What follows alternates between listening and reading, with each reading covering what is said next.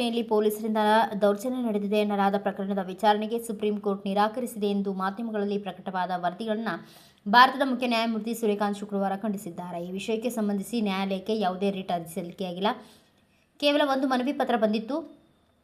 ಆದರೂ supreme court ವಿಚಾರಣೆಗೆ ನಿರಾಕರಿಸಿದೆ ಎಂದು ಸುಳ್ಳು ಸುದ್ದಿ ಪ್ರಕಟಿಸಲಾಗಿದೆ. ಇದು ಬೇಜವಾಬ್ದಾರಿ ವರದಿಗಾರಿಕೆ ಎಂದು ಅವರು ಕಟುವಾಗಿ ಟೀಕಿಸಿದ್ದಾರೆ.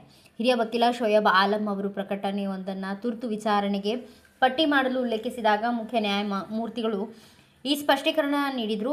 ಈ ಪ್ರಕರಣವನ್ನು ಪಟ್ಟಿ ಮಾಡಲು ನಾನು ನಿರಾಕರಿಸಿದ್ದೇನೆ ಎಂದು ಮಾಧ್ಯಮಗಳು ಸುಳ್ಳು ವರದಿ ಮಾಡಿವೆ. ಕೇವಲ ಒಂದು ಮನವಿ ಮಾತ್ರ ಸಲ್ಲಿಕೆಯಾಗಿದೆ ಎಂದು ಹೇಳಿದೆ. ಮುಖ್ಯ ನ್ಯಾಯಮೂರ್ತಿ ಸೂರ್ಯಕಾಂತ್ ತಾನು ಈ ವಿಷಯವನ್ನು ಸುಪ್ರೀಂ ಕೋರ್ಟ್ನ ನೋಂದಣಿ ವಿಭಾಗದ ಮೂಲಕ ಖಚಿತಪಡಿಸಿಕೊಂಡಿರುವುದಾಗಿ ತಿಳಿಸಿದರು. ವರದಿಗಳನ್ನು ಅಸಂಭಾವ್ಯ ಮತ್ತು ಬೇಜವಾಬ್ದಾರಿಯುತ ಎಂದು ಕರೆದ ಸೂರ್ಯಕಾಂತ್, ಕಳೆದ 2 ದಿನಗಳಿಂದ ಈ ವಿಷಯದಲ್ಲಿ ಅರ್ಜಿಯೊಂದು ಸಲ್ಲಿಕೆಯಾಗಿದೆ ಎಂದು ಸುಳ್ಳು ಹೇಳಿಕೆಯನ್ನು ನೀಡಲಾಗುತ್ತೆ. ಇಂದು ಬೆಳಗ್ಗೆ 10 ಗಂಟೆಯವರೆಗೆ ನ್ಯಾಯಾಲಯಕ್ಕೆ ಒಂದೇ ಒಂದು ಪುಟ ಕೂಡ ಸಲ್ಲಿಕೆಯಾಗಿಲ್ಲ. ಅದು ಮಿಶ್ರಾ ಅಥವಾ ಯಾರೋ ಒಬ್ಬರು ಕಳುಹಿಸಿದ ಮನವಿ. ಆ ಮನವಿಯನ್ನು ನಾನು ರಿಟ್ ಅರ್ಜಿ ಎಂದು ಪರಿಗಣಿಸಲು ಹೇಗೆ ಸಾಧ್ಯ ಎಂದು ಅವರು ಪ್ರಶ್ನಿಸಿದ್ದಾರೆ. ಪೊಲೀಸ್ ಕೃತ್ಯವನ್ನು ತೋರಿಸಿದ್ದೇ ಎನ್ನಲಾದ ವಿಡಿಯೋಗಳನ್ನು ವೀಕ್ಷಿಸುವಂತೆ ವಕೀಲರು ಮಾಡಿದ ವಿನಂತಿಯನ್ನು ನ್ಯಾಯಾಲಯ ನಿರಾಕರಿಸಿತು. ಮೌಖಿಕ ಉಲ್ಲೇಖದ ಸಮಯದಲ್ಲಿ ಈ ವಿಡಿಯೋವನ್ನು ಪರಿಶೀಲಿಸಲು ತಮಗೆ ಆಸಕ್ತಿ ಇಲ್ಲ ಎಂದು ಪೀಠ ಅಭಿಪ್ರಾಯಿಸಿತ್ತು.